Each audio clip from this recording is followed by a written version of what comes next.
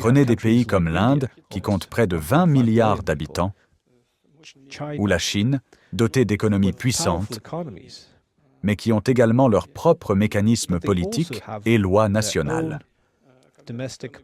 Alors, quand quelqu'un vous dit qu'il va vous punir, il faut se demander comment les dirigeants de ces grands pays qui ont connu des périodes difficiles de leur histoire, liées au colonialisme, avec des atteintes à leur souveraineté pendant de longues périodes, pourraient néanmoins montrer de la faiblesse.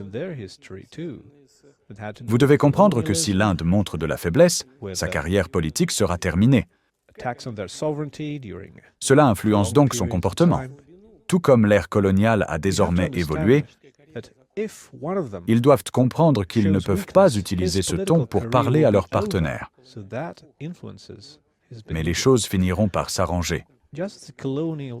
Tout trouvera sa place et nous assisterons à un dialogue politique normal. Une mauvaise tentative de rejeter la responsabilité de la tragédie qui se déroule en Ukraine. Qu'est-ce que je veux dire? Je tiens à vous rappeler, et je l'ai déjà dit de nombreuses fois,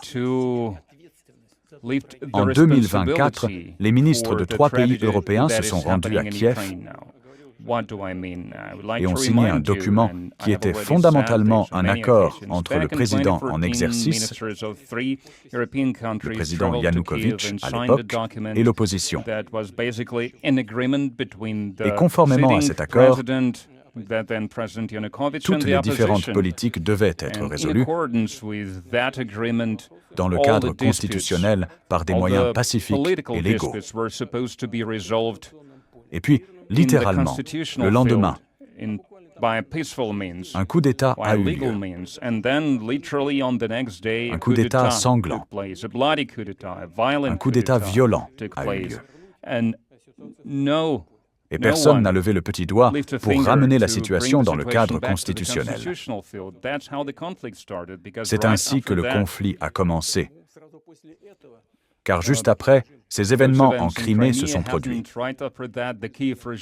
Juste après, le régime de Kiev a lancé les hostilités en utilisant des véhicules blindés, en utilisant des avions contre les territoires de l'Ukraine qui n'étaient pas d'accord avec les résultats du coup d'État.